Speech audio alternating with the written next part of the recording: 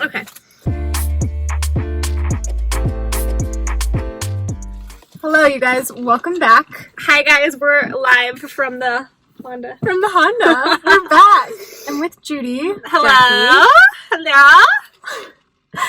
and we haven't filmed for so long, and she got in my car, and I was like, I have a crazy idea. What if we filmed a video? So it's been forever. So we wanted to film a video, and we just thought we would ask each other random questions that you guys might have on your mind. So it helps you out. Yeah. So a question that I actually genuinely asked Tess was, did she ever share her story about how she used to live in LA and what she did before SD school and how she got into becoming an esthetician? She said no, she's never told you guys. So I feel like I might have casually, well, I've talked about it on my podcast. okay. Which I need to make you listen to, but I told like the first half of my story on there, and I will link it below. But yeah, I used to live in LA. I used to have a normal 9 to 5. I worked at E-News, and I worked in media for a number of years before that. Always thought it was what I wanted to do, and I think to be honest, the short answer is I burnt out. And I think that can happen if you have a job that you are pouring your all into, but it's not giving anything back to you. That's when I feel like you burn out and you actually just get tired because it's not fueling you on like any deeper level. Like I would clock out and I wouldn't think about my work. Like I wouldn't take it home. I was working in celebrity news. So for a lot of people, like especially working at E, it was a passion. For me, it was just an interest. And I think there's a big difference between an interest and a passion. And yeah, I decided to come home and explore something else. So I signed up for esthetician school, and that's how we met. Did you ever have fear of failing or kind of fear that like this wasn't going to work, or bad judgment call? Yeah. I mean, all the time. Regrets? Regrets. You know, like, I think it's normal for everyone to just, like, wonder if where they're at in life is good enough and compare yourself. And I will look, like, most of my friends have normal 9 to 5 jobs, and I'll look at them, and I'll look at the fact that they just have, like, a set salary and all these things, and sometimes I just think that is the more quote-unquote like normal thing for somebody who's, you know, a 20-something. I'll think it's just like the normal thing for them to be doing. And then there's us, where it's just not the same type of schedule. Yeah, but I think there's just more potential to be who you want to be. Like working for a company, not that there's anything wrong with it, but I think I have to remind myself, like, you do have to stick in that box of what they want for you, and they may not want you. And I mean, this goes for any company, but they may not want you in 20, 30 years. And I just felt myself like growing out of that role. And I would look at the older people around me at E, and I would just think to myself, I would never want their job. So like, where is there for me to go from here? So yes and no. I think it's so normal to like have that self-doubt, but at the same time, I couldn't do what I used to do. Like physically, I wouldn't have the motivation to go into an office and do the same thing every day. Of all the things that you could have done though, why esthetician? I've always loved beauty, but I wanted to work in beauty from the perspective that I was actually like working one-on-one with a person, and I could work with them on a consistent basis or just see gradual or long-term changes and like actually make them feel good about themselves, rather than just like promote a product, like a new product as it comes out, and not even fully understand like the ingredients behind it. I was just seeing so many beauty products like come across my desk and be used on celebrities and whatnot, but there's just so little knowledge like actually about what is in the ingredients. So that's what I wanted to do. I wanted to go back to school and learn how things like actually affected the skin. That's my long answer. Come closer. Okay. Okay, my turn to ask you questions. Okay, so are you 23? Turned 23. So you're 22. Mm-hmm. Okay, so you're 22 and you have your own business. Mm-hmm. So how did you like go from, because I think a lot of people just like have an idea and they want to have their own business. How did you actually go about like setting it into motion? Like what were the little steps you took to get there? Well, so fresh out of school, while I was in school, I did lash trainings. I knew that I wanted to be a lash artist. Sometimes I was like, I don't know if I want to be a lash artist, but that's the plan that I had. I took trainings. I got my trainings. I got recruited on LinkedIn to work for a franchise that did lashing. And so I accepted that job. I did that for a long time, maybe like 10 months, 9-10 months. And then I felt strong in my skill. I felt like I could go on my own. The only thing that was kind of holding me back was finances. So I found a space.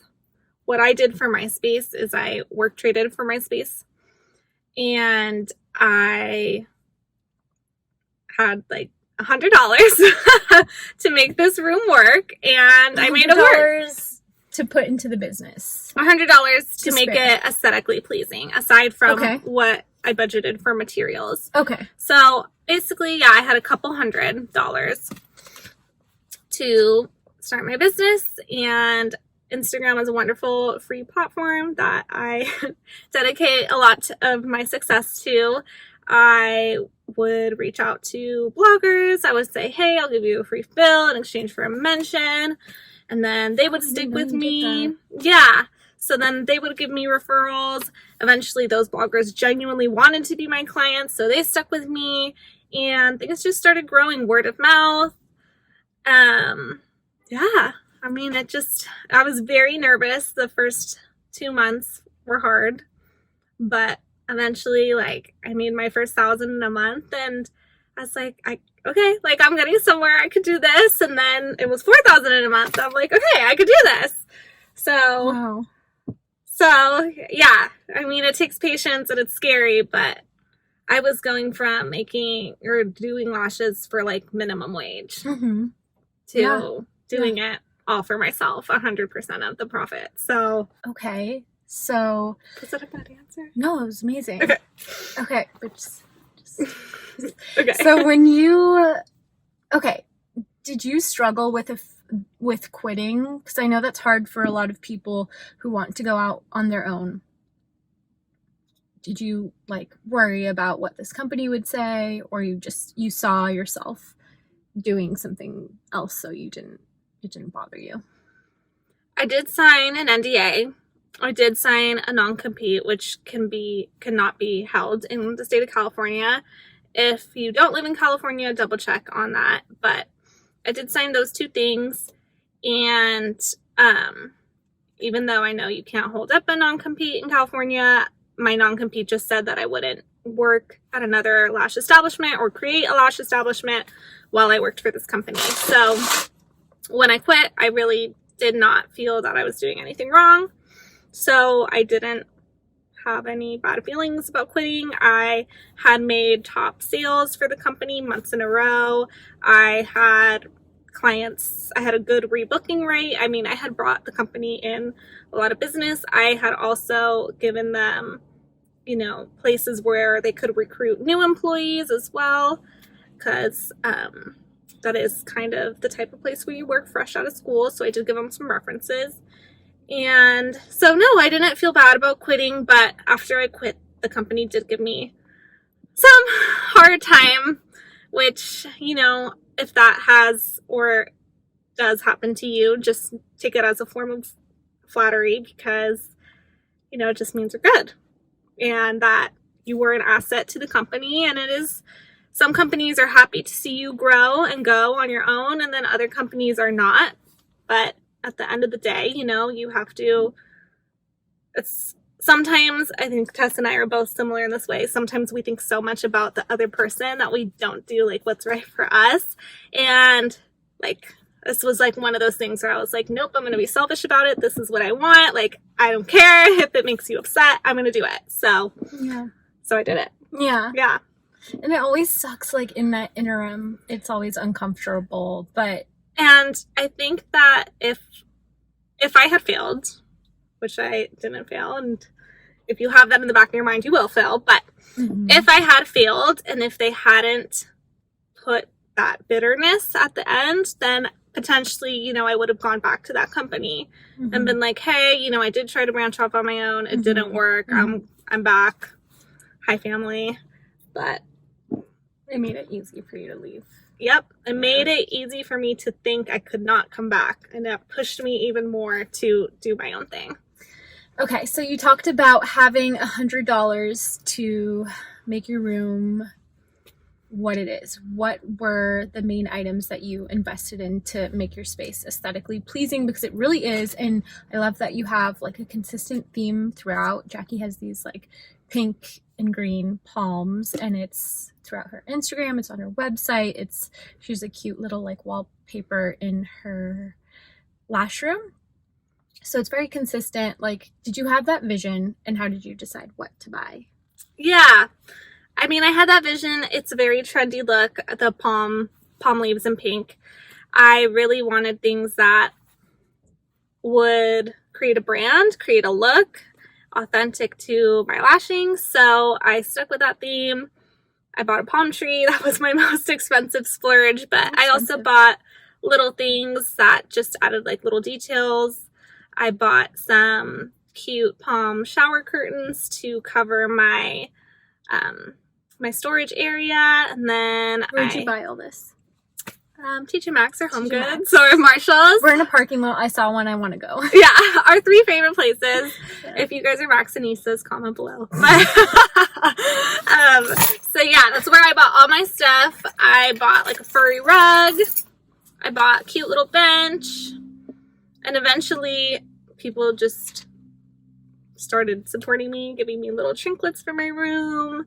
I got a lash bed for Christmas, which was a really, really sweet gift. How much was the bed? I think the bed that I have was maybe like $125, $150. Okay. It's a pink bed. Yeah. And for people who are interested in lashing and want to maybe do that as a business, how much do you need to invest in supplies? And what are the things you need to buy? I would say your most expensive thing is going to be the lashes and tools itself, definitely.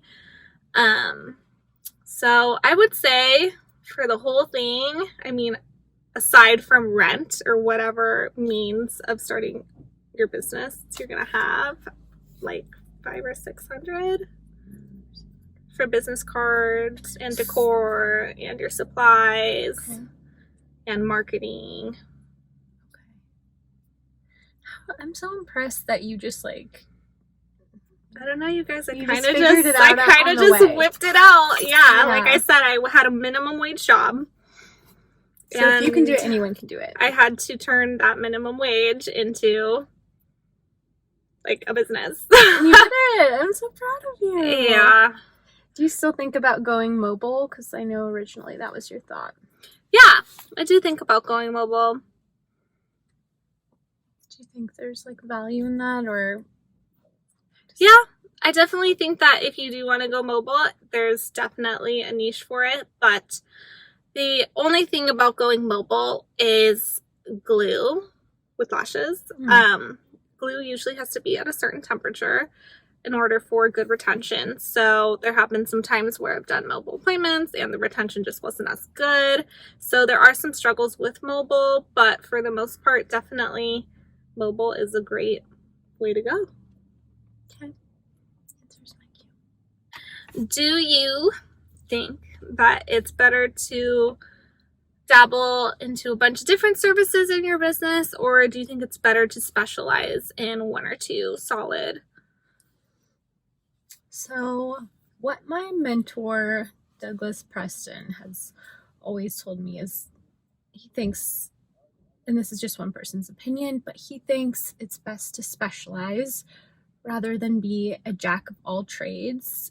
And thinking about it, I think it makes sense. You're cutting down on your costs instead of buying a ton of different things like waxing stuff and lashing stuff and facial stuff. You can just specialize in one thing, carve out that niche, and I think it's easier to develop like a word of mouth that this person is the best. And I feel like as things get more competitive in this day and age, people are really particular and they're really looking for somebody who specializes. Like, I know for me, when I go to get my hair done, I want somebody who specializes in blonde. I don't want somebody who does it all necessarily. And when it comes to skincare, like I see Douglas for my acne issues, and I love that he specializes in that issue that's relevant to me. So I can see how there would be the other side. Like, it's great for people to just come to one place and be able to get a brow wax while they're getting their facial done, and maybe like have a laser treatment after that, which is what Dermaplus offers. I think it's tough though, and Dermaplus is a very special place, and they carved out that niche early on, and I think it's kind of a gem of an example. Like, I don't think every business can replicate that model and be so successful at everything it offers. So I think it's a little bit trickier to pull off. What do you think? Dermaplus is the star on the tree. It is the star on the tree. It's the place to be in San Francisco. So, yeah, it totally is. Yeah. But it is a very hard thing to be top-notch at every service you offer if you do offer multiple. And if you're going to offer service, I mean, you have to give it 110%. You don't want the client to feel like, ooh, okay, like they offer waxing, but that's not like her main thing. Yeah, exactly. And clients do sense that. So yeah, so I think it's just trickier. And I wanted to highlight this because I think a lot of estheticians coming out of school or in school get stressed out because they're like, oh, I need to be amazing at waxing and makeup and skincare and lashing, all these things, which I totally thought. And I think I had a lot of doubts in school because I wasn't into waxing at all. And luckily I've never had to take on an esthetician role where I do any waxing. So it kind of worked out. But Douglas has always just told me to like play to your strengths. And so that's why I say it's more effective to specialize and carve out a niche. And I think that that's the case for anything. If you're going to be doing anything online, if you can create a niche audience, like you guys watching this channel are probably esthetician students, and that's the only reason I've had like a little bit of success on YouTube. If I were to be trying to do makeup videos like I did when I first started out on YouTube, like I would just be so lost in the crowd because it's a saturated market, and I, to be honest, have no special talent with makeup. So if you can be different, I think that's a way to stand out. I also think, I guess this is my own personal advice, is I personally would never offer a service I wouldn't myself get over again, like twice, 3 times, 4 times. So if I couldn't see myself getting it, I don't know why I would give it. Yeah, that makes sense. Why do you say that? Because sometimes I just think estheticians early on in their career can become overwhelmed with thinking they need to offer it all. Right. And think about, you know, well, people get this done and people get that done and people get that done and people get that done. It's just really think about, what do you get done? Like, what do you like? What do you like? If you were a client, what would you want to get out of yourself? And I think that's kind of a good mentality to have versus only thinking about, you know, what services are popular, because they're all popular. Nails are popular, hair. And if you don't love doing it, like Sally down the street probably does love doing it, and she's going to outperform you because she loves doing it. And that's the thing I always say, don't worry about the money will come. If you love it and you are giving it your all, like I have all the faith in the world that you will succeed and find a way to succeed even if it doesn't happen immediately. But if you're putting mediocre energy and out and trying to do a million things, I think that's where you can have a failure. I would agree. So let's talk about let's just talk about like your business development, because I think it's really interesting for people to hear about. Okay, how about like, how did you go about choosing a name? Because the name is so important for a business. How did you go about choosing the name? Well, to be honest, I have been I have been a tanning technician for almost 5 years, 5 going on 6 years. Yeah, since 2015, so 5 years. And I wanted a name that could be diverse if I did expand my skill set. And I, as of now, only do lashes as a independent contractor, but down the road, let's say if I ever moved to a different state, or if, knock on wood, anything ever happened to the tanning salon that I do work with, then that potentially would be a service that I would offer, because it's something that I'm good at and have done for a long time. So hence why I kind of came up with the Glow and Go. Also, I think any beauty service that you get should make you glow. It should make you happy. It should make you radiant and confident. So yeah, no, it's the perfect name because it's cheeky, it's cute, you remember it, it's different. When I hear the name, I think I'm going to get what I need and it's going to be efficient. I'm going to glow and I'm going to go. Exactly. Yeah. That's the goal. So definitely wanted to keep it still not so direct. I know you hear a lot of like lashes by Jacky, lashes by blah, blah, blah, lashed by, blinks by. Yeah. So I wanted to still keep it broad if I did want to expand my services down the road, but I still wanted to keep it lighthearted, happy, straight to the point, and descriptive. That's perfect. Yeah. Okay, and I know you just created your lash shampoo product. Yes, and we talked a little bit about that in the other video. How is it going, like with sales? How do you go about retailing your product? How many people, like, what's the ratio of people who buy the product out of your clients? I would say 80%. That's a lot. That's great. And think about that's a lot of extra money in your pocket. A lot of my clients come to me from other salons and they already have lash shampoo. Lash shampoo is pretty much kind of the staple product that people get with their service. It's kind of like what a sunblock or moisturizer would be with a facial. So a lot of clients already do have a lash shampoo when they come to me, which is fabulous. I love clients that already take care of their lashes. But yeah, it's going good. Do you have to mention it, or do they ask for it? No, I do mention it in aftercare. I mention the importance of cleaning your lashes, and I mention why it's important. I mention what happens if you don't clean your lashes, and then at that point, it's ultimately up to the client if they want to take care of what I have just put on their lovely, pretty faces. Okay. But I mean, I think most people can understand if you are going to invest this much into your skin or this much into your service, then just tack on that little more to maintain it. You know, kind of like your facial.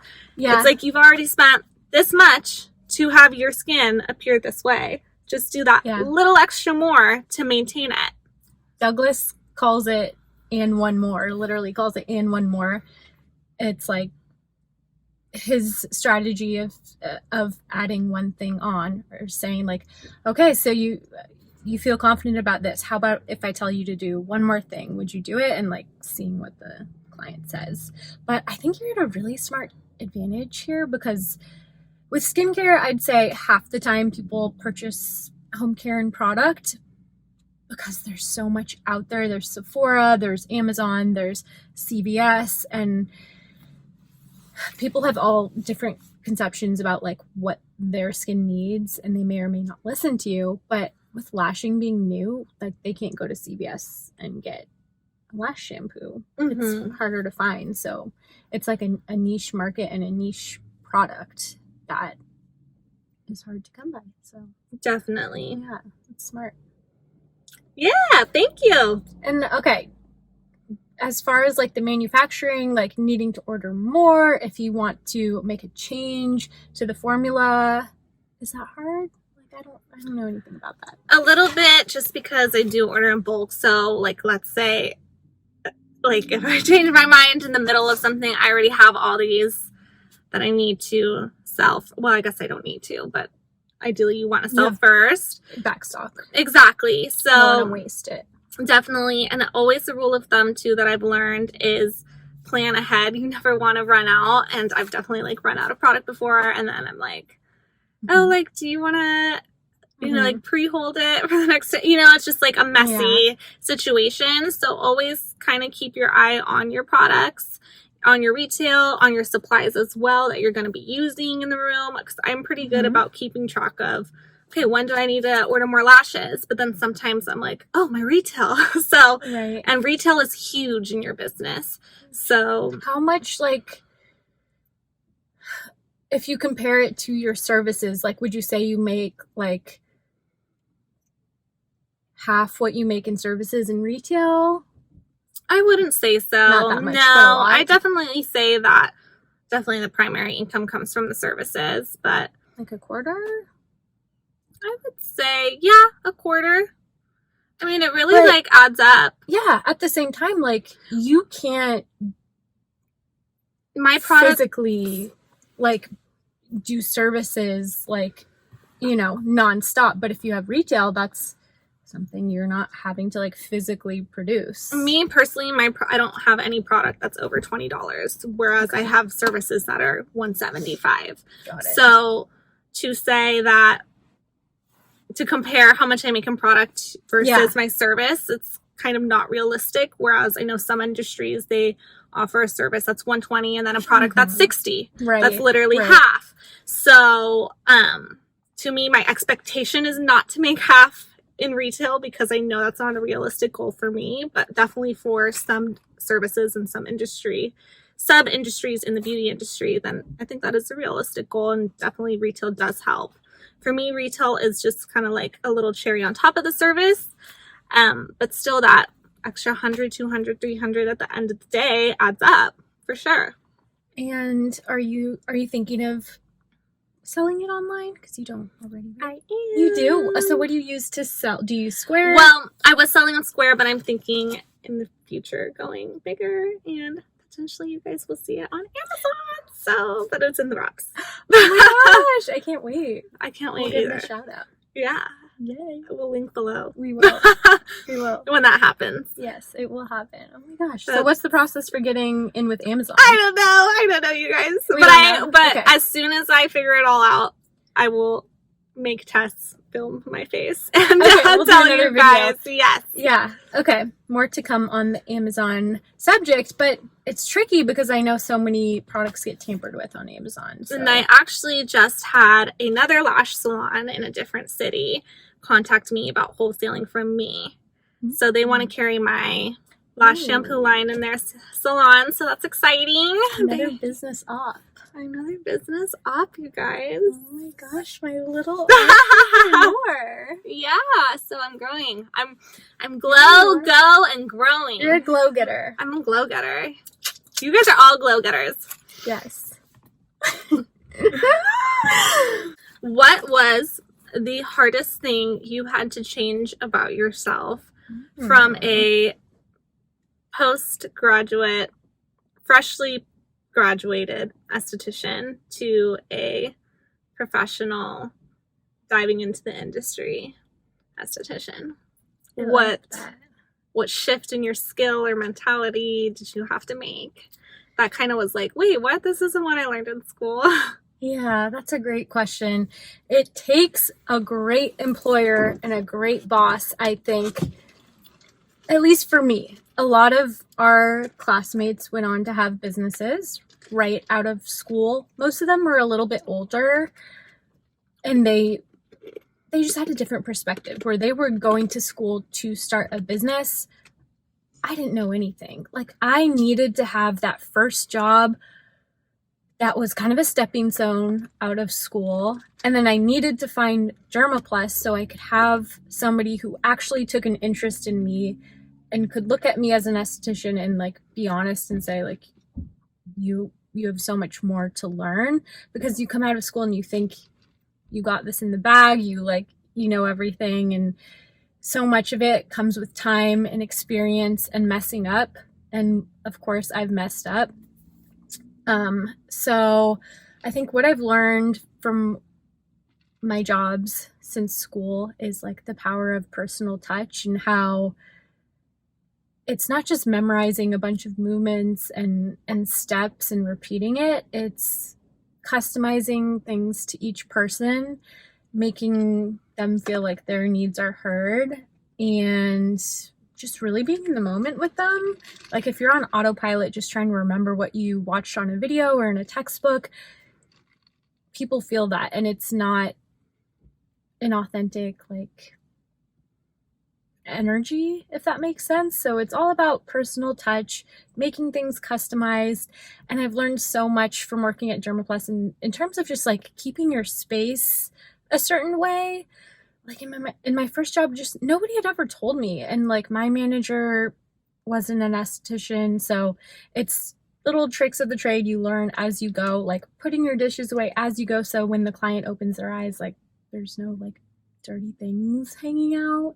It's just like having that air of professionalism, having crisp sheets, having like your towels have a little essential oils, like small little touches that people pick up on, and it makes you stand out. So I think you just kind of learn as you go. And I think a big thing I have realized is it's the small things that people appreciate the most. Last question.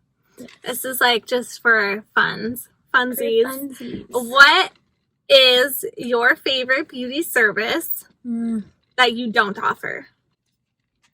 That I don't personally offer? Yeah, that you like to go out and get for self-care. Okay. Well, or what's something you enjoy? Okay. One is body massages, which we don't really do, but I think is so important for estheticians to get body massages, or like people like Jacky who are leaning over people and you're caring for others all day and your muscles really get tense and it can really age you. And massage, it's not just a fluff thing. It's very important to drain any toxic lymph and just keep things moving. So I went and I got a massage last night, you guys, and it doesn't have to be expensive. I spent $45 on an hour massage. So I think little things like that, investing in yourself in the long term, it really pays off. And I think it just enables you to give more to other people. So the self-care is huge. Massage, so important for the body and for just like for toning the body. If you are like exercising a lot or again working in jobs like us, it's really important for those muscles. Yeah, love me a good massage. It's part of maintenance. It so is. Write that off.